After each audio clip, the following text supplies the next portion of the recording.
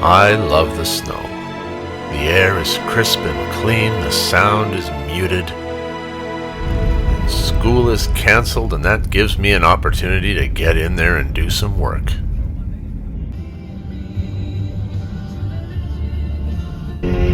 Well, we didn't have a white Christmas, and it took until February before we saw some of the white stuff here. And that's kind of how it goes in this part of the world. But that's all right.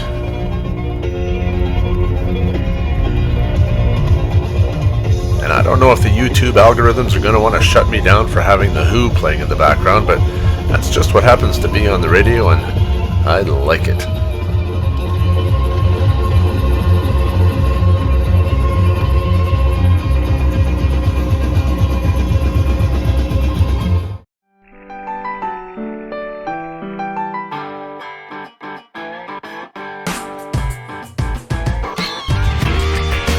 Buckle up for safety as I give you a day in the life of facilities maintenance. So today I'm working on an art gallery picture hanging system by a company called AS. Or is it AS? Or AS? I'm not sure.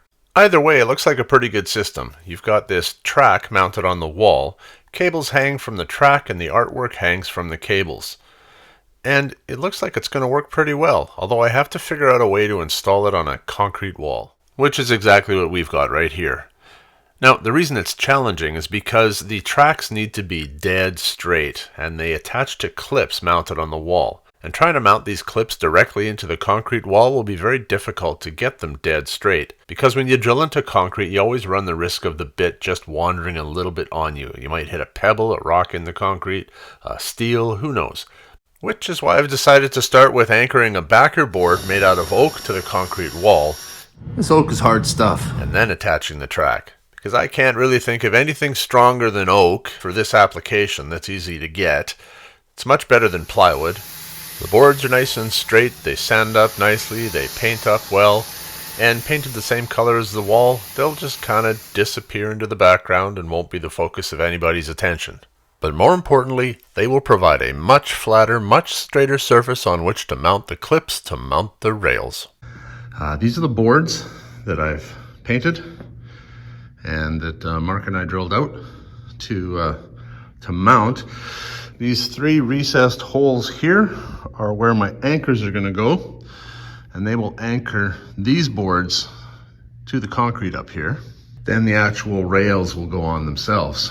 I think I'll just lay out all my lumber here right now to figure out my exact spacing.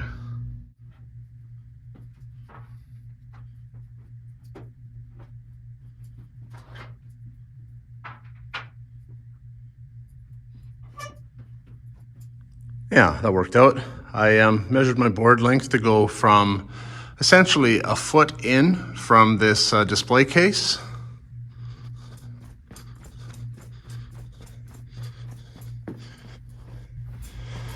And the same distance in from the edge of this alcove opening here. And like any time you do something like this, the first board is going to take probably 5 times as long as all the rest of the boards put together. I need to figure out things like my anchors. They can't be too deep, nor can they stick out too far. If they stick out too far, then I'm going to create extra work for myself, because I'll have to then individually cut each one off and round off the edges so I don't mess up the thread, so I'm able to get my nut on, because what I want is my washer and my nut to be recessed below the surface area of the actual wood strip itself, so that we can fill the holes afterwards and basically make them disappear.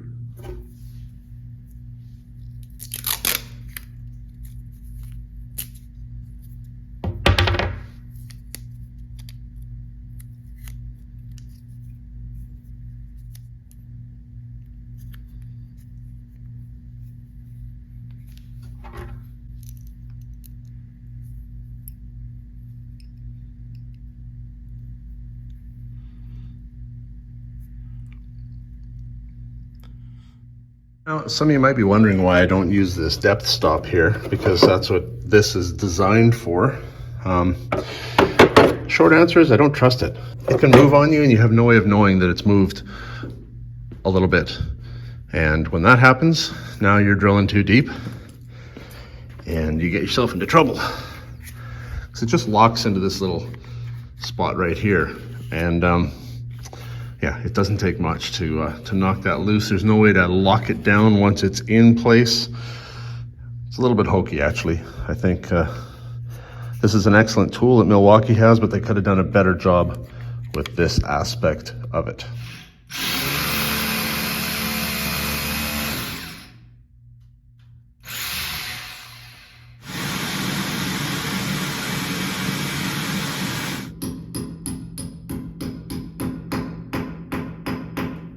Well, first anchor, and I'm already seeing that I'm going to have to go up and get another tool.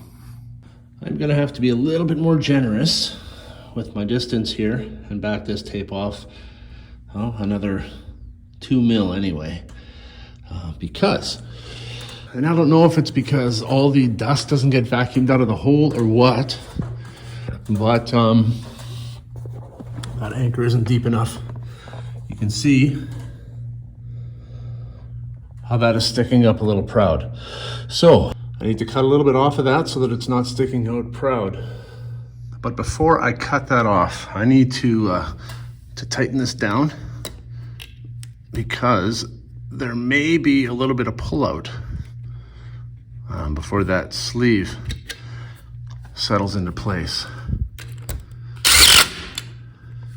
Well, with that first anchor in, I'm seeing that I'm going to have great difficulty dialing in the depth exactly because the pullout is going to be slightly different on every single anchor. And I've really only got about 1 or 2 mil of margin of error to work with. And so I have two options. I could go along and put all my anchors in and then take all the boards off and then cut the bolts off, the anchor bolts off at the depth that I need and clean up all the threads on those and then put the boards back. That will add hours to the job. The other option, which after speaking with our operations director, he just popped in to see what was going on, is that I just cut it off just like it is right there. And I said, yeah, I'm gonna scar the wood a little bit, put a bit of a smile in it with the grinder. And he's like, but you're patching it up anyway. And he's right. I'm patching it up afterwards anyway with mud and then paint. And that ledger board up there is not going to be a focal point in any of this. It's the artwork that's going to be hanging below it off of aluminum rails that'll be mounted over top of this ledger board. So really, cutting the anchor off after the board is mounted kind of makes sense. So I think that's the route I'm going to take. Which means that now that that one is set right there, I can just go and drill on there and drill over there, and this board is essentially done.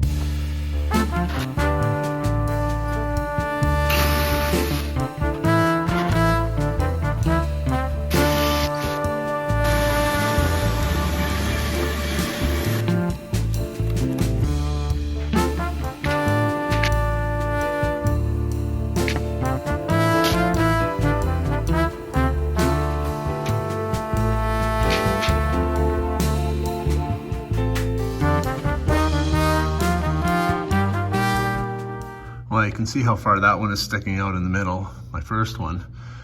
But these two other ones actually got a lot closer. There's not much sticking out here, but I will have to take it off a little bit. And when I first set the anchor in, it was below the flush line here. I cannot control the amount of pullout that happens on the anchors, so I have no choice but to cut them off. But first I want to get as many of them up as I can.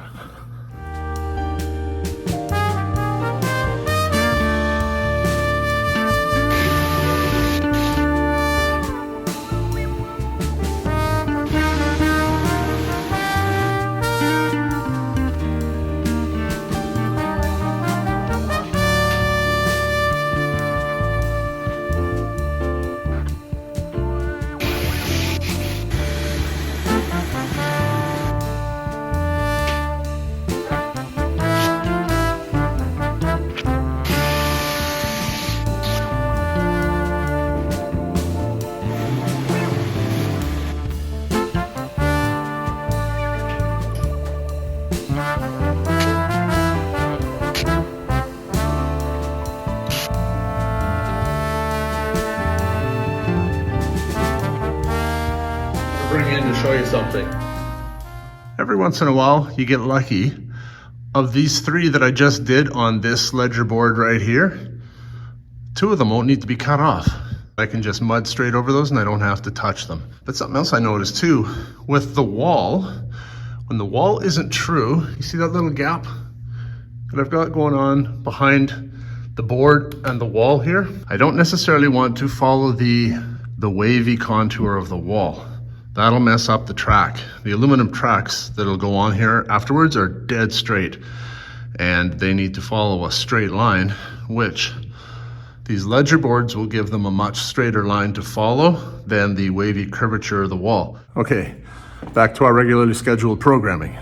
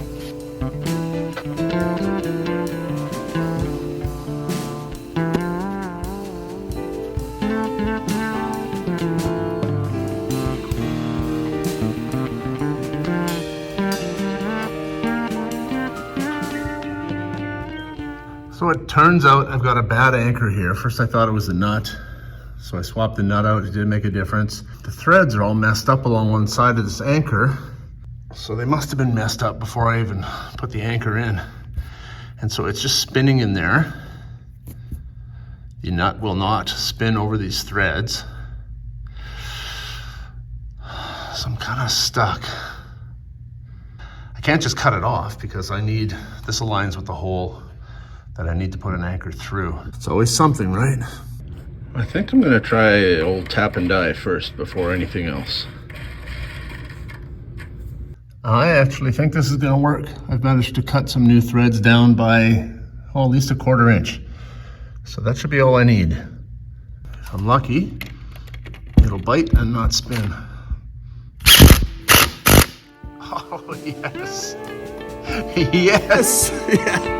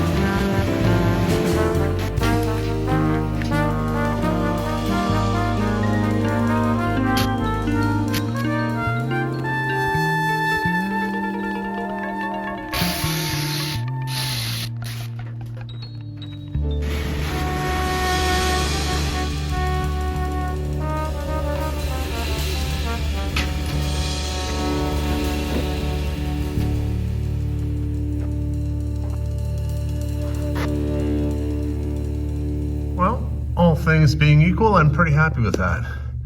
Bit of a gap up here, but all that's telling me is that the ceiling, this L bracket along here, isn't quite straight because my boards are straight.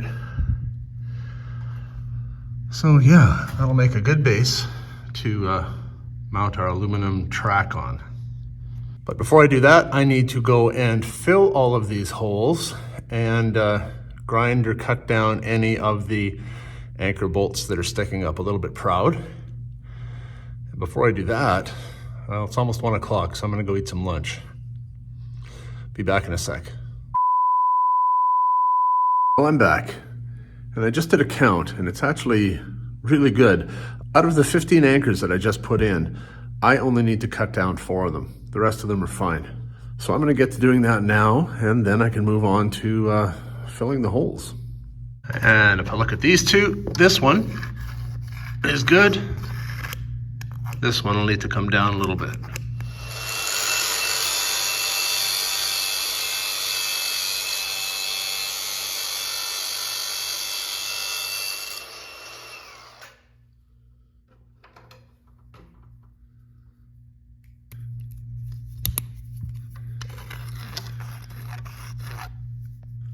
Nice.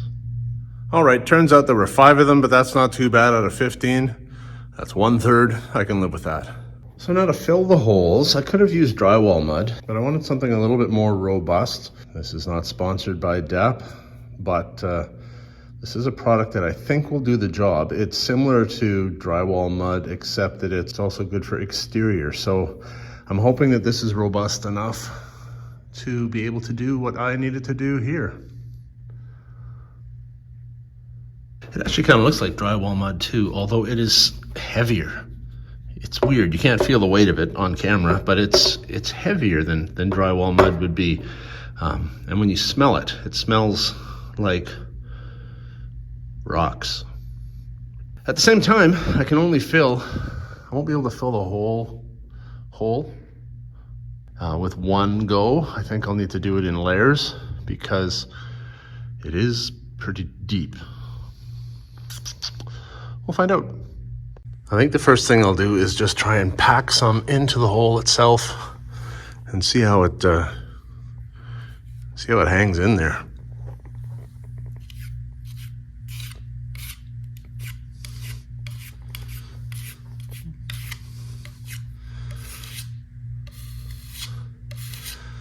Well, maybe this will be okay.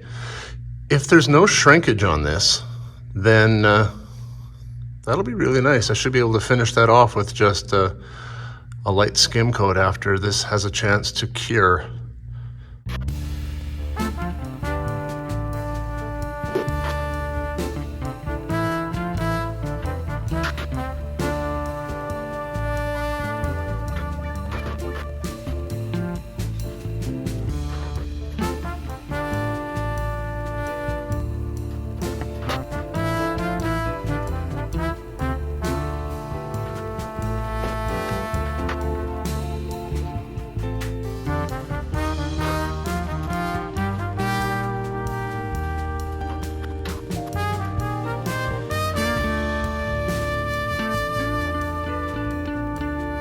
Let me bring you in to show you this last one.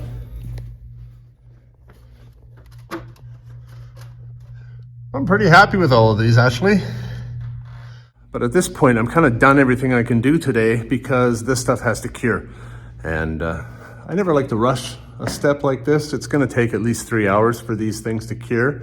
It's supposed to be faster than regular drywall mud, but I'd rather come back to it tomorrow when I know it's good and dry, and then I can touch it up with a little sanding block and then do any final touch-ups I need to do.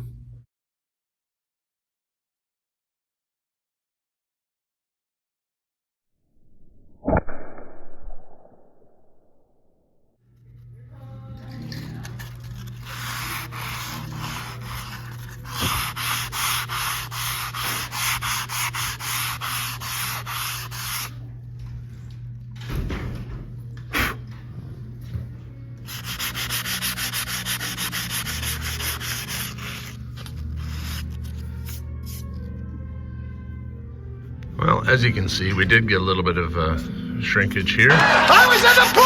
But it's the next day, so everything is super dry. So I can just give it a little scuff here to smooth things out, and then hit them again with a little skim coat. Okay, I've done them all.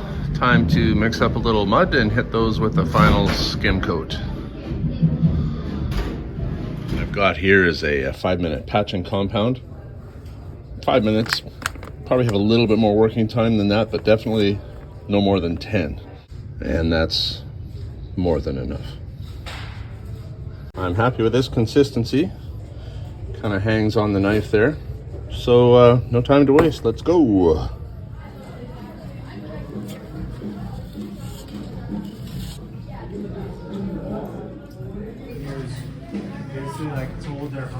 And if you do this right, you hardly need to touch it with the sanding block afterwards.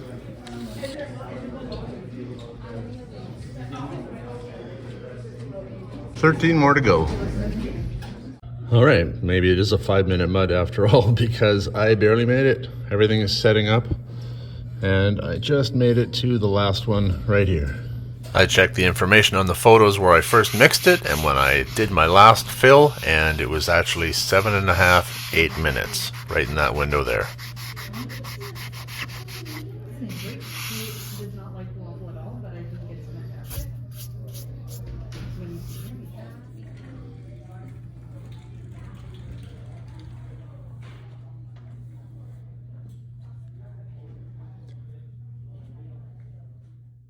Okay, I'm not going to be filming a whole lot of close-up of this stage, simply because with a sanding sponge in one hand, some touch-up paint in the other, a wet brush, and moving a ladder, I'm not going to be able to, well, I'm just asking for trouble. Before I put my camera down, I will say, though, that it's important to use your hands over things. Don't trust your eyes. You want to feel that you have feathered these edges out, and the only way to do that and not accidentally sand too far is to sand a little bit and then feel it with your hand. And when I can no longer feel any ridges, then I'm there. So let me show you that aluminum track that I was referring to, that the artwork is actually going to hang from. It's a pretty neat system, actually. That groove right here is in the bottom, and this will snap into place onto that wooden ledger board that I've installed in the hallway. And the way that works, actually, let me show you. These little plastic clips like this. So these literally just screw into the ledger board. You detach them, obviously. Space them every couple of feet, and then you see how they've got just little indents right there.